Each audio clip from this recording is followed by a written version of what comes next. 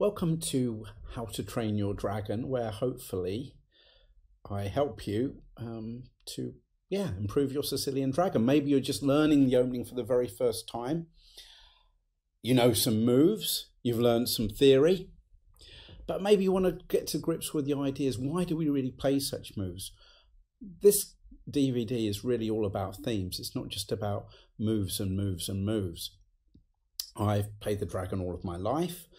I originally wrote a book, Winning with the Dragon, many years ago, where I wrote a repertoire book on the dragon supplying black with a nice little repertoire for what to do against the various white options. A few years after that, things had changed a little bit, of course, and I wrote Winning with the Dragon 2, I adjusted a few things, changed the old line. Since then, I've kept writing a chess publishing monthly update whereby I keep track of all the games played around the world in the Dragon, and I've seen the themes, the trends develop, should I say, in the Dragon between variations. Now, I do need to warn you, this DVD is not all about just giving reams of theory. It is far from a complete works of the theoretical Dragon, all the lines. It is not about memory and learning lots of variations.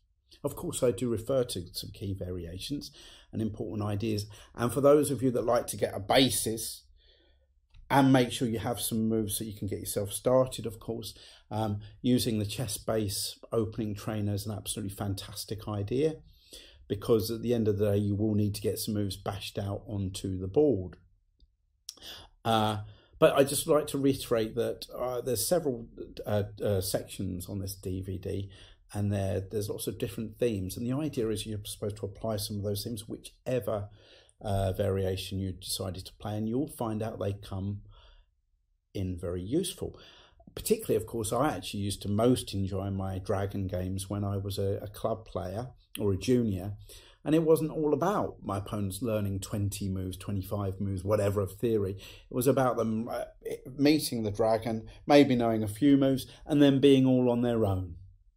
Maybe not being familiar with an exchange sacrifice, or how black can handle the c-file, or how valuable the dark square bishop is, the power of the dragon bishop, and things like that. All topics like that are approached in this DVD. With regard to specific moves, for example, if I was at a higher level, we have the dragon position on the board here. The Yugoslav attack setup here is the most common way for white to play if they want to go for the throat. And yeah, so this is it, where essentially white has the choice of playing g4, bishop c4 and castle. I explain why that is the reason, why that is so, why white really needs to choose between those three moves, and the way that theory has changed over time. I would say that bishop c4 is the sharpest, most critical variation. And to be fair, from this starting position here, the move queen a5, which I very much enjoyed playing as a junior, has pretty much gone out of fashion, and I have to accept there's a few reasons why now white's a little bit suspicious, so I tend not to play that much. I would still, to be fair, I love playing it against lower level players. I have enjoyable games, but probably if I'm playing a strong grandmaster, I wouldn't be inclined to do that. Certainly after rook c8 here, another system which has come into the public eye is the Topalov system in recent times, where black simply trades off and then goes hunting the bishop on b3 with the pawns. And another line which is very interesting is rook b8. This wasn't around at all when I first wrote my dragon books, and the idea is the rook goes behind the b pawn, but essentially black wants to maneuver the knight to c4 only after his pawn's made it to b5. So in fact, rather than main action taking place on the c file, actually takes place on the b file. That's the Chinese variation.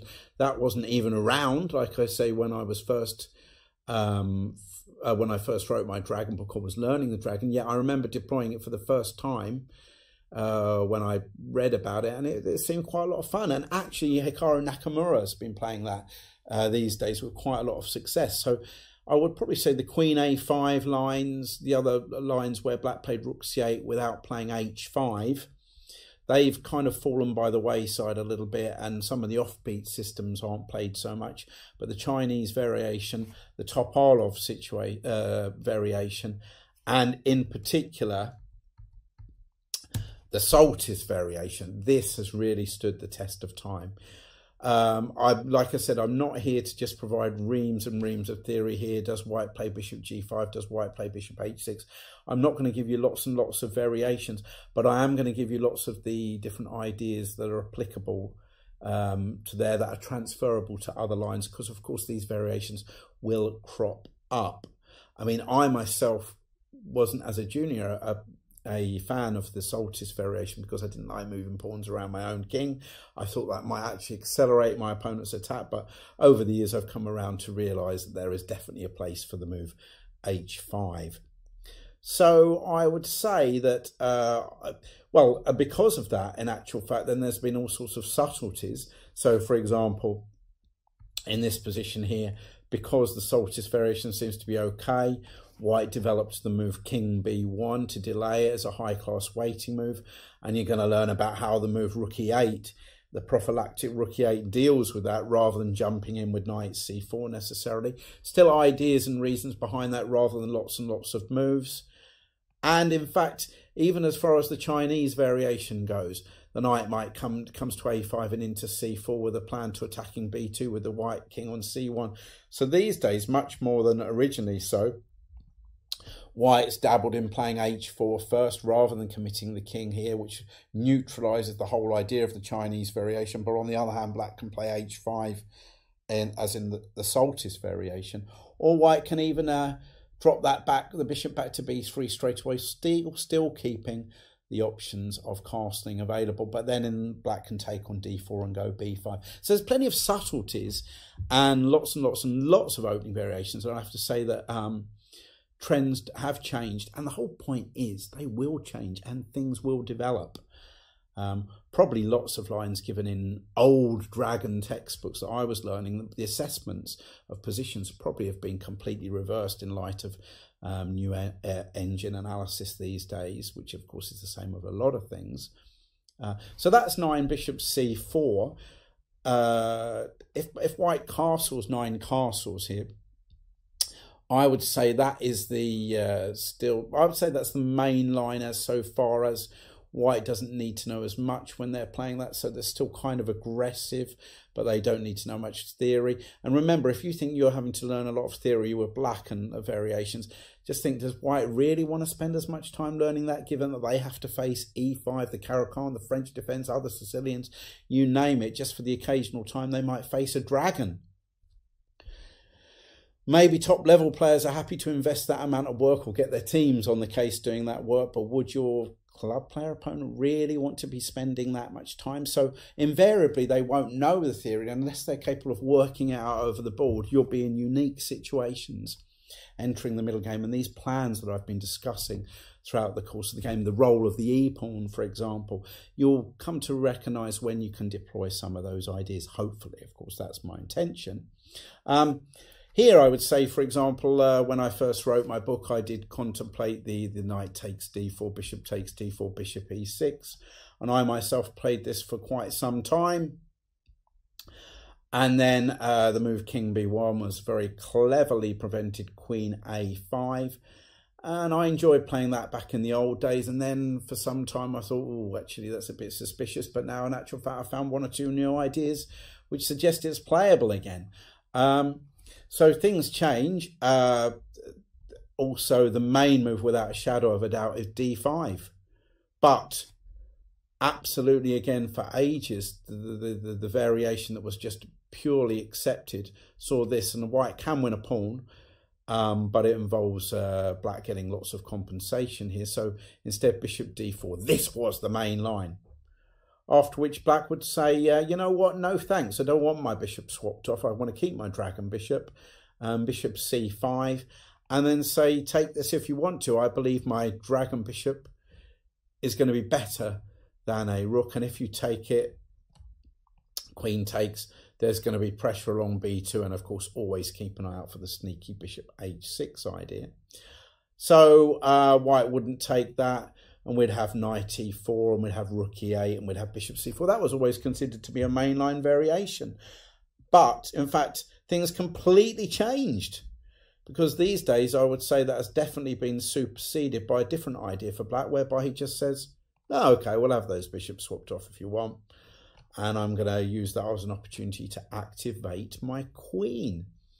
So if just things get swapped off and black sorts out his pawn structure, courtesy of a tempo against a2, then he's absolutely fine.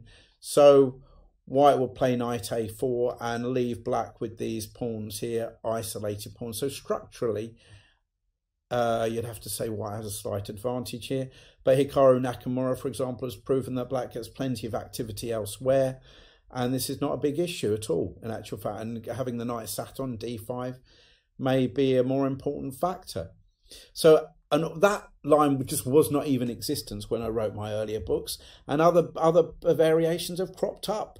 So even, for example, here in the 9g4 variation, a lot of, in the old days, I would say bishop to e6, white castling queenside. Then black would take this as an opportunity to swap off and play queen a5, attacking the a2 pawn. And if white plays a3, then the likes of rook a, b8, planning b5, b4, that was a very tasty idea for black. But even bringing the rook over to c8, that was absolutely fine for black. That was like a main line for a while. But bishop e6, it was just, back then it was assumed that white should not take this because black would have pressure against f3, black would have control over the d5 square. But in actual fact, this sort of position with bishop c4 played immediately to attack this, or castles first. In fact, loads of games challenge that particular notion now. Is that really such a good idea for black to play bishop e6 or not? So the main lines in 9g4 these days revolve around that completely, whereas in the old days, pretty much just accepted you wouldn't do it. You wouldn't take on e6. That's 9g4 and 9 castles and 9 bishop c4. Of course, white does not have to play the Yugoslav attack. The classical variation was often known to be a nice quiet line to play. These days it's called the modern classical, where white still castles queenside but actually brings the bishop out to c4. That was still around when I was playing. Not much has changed there. In fact, I would say generally, even in the books I wrote in the old days, or the old lines recommended for black are still very playable in all of the non-main Yugoslav attack lines. But there's one or two other ideas. So, for example, after bishop e2, bishop g7, and if white plays bishop e3 these days, funny enough, it's not because he just wants to castle and transpose to the old style classical. It's because he might have a modern idea of castling queenside. So playing like a Yugoslav attack, but with the move bishop e2 substituted for f3. This has cropped up actually in relatively recent times as a viable alternative for white to try and not be so theoretical, but still come for an attack. Alternatively, white can continue simply castling on the king side of the board. But when he does that, it's not so much the old days version of bishop e3, knight c6 and knight b3. This was like the starting position for the original classical variation, I would say.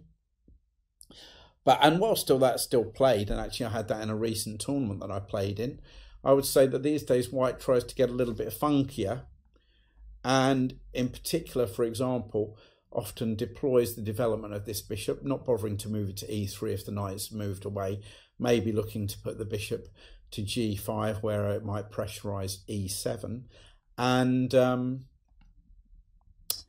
even more interesting, well, interesting is probably not the right word to use, the rook can come to e1 with the intention of actually dropping the bishop back to f1, out of sight but not out of mind, and then ultimately a plan of parking the knight into d5 and trying to pressurize back into taking, so that e takes d5 would unleash some pressure against the e7 pawn. So the classical variation in itself, though still relatively quiet, has developed. Of course, there's still the fianchetto variation. I would say not much has changed there. Black can still castle kingside and activate, play on the queen side, or he can try some of the ideas with razzing his h-pawn down the board. That's still pretty much there. The 11 fish trap remains the 11 fish trap. It doesn't matter if it's 1920 or 2020 approaching. It would still be basically losing a piece if you played bishop g7, e5 and ended up putting your knight to g4. So that still needs to be aware of. The 11 fish, I would say, doesn't have a good reputation at all at the higher level because black has a number of ways to neutralise the threat. Yeah, and anything can really be tried out. So, but what I'm trying to say is I've not just put lots of moves together. I don't want to give you loads of moves and say, here, learn this, learn that, learn that, learn that, learn that, and you'll be fine. Partly because that's not much fun, is it really, if it's just learning moves? And secondly, some of those assessments may change. Some of the trends may move on to other things. So I really preferred in this DVD to actually give you some handy ideas. But for those that definitely want to get to grips with some particular moves, please make sure to check out the Chess Base Opening Trainer. Other than that, good luck with the DVD and I hope you enjoy it. Thank you very much.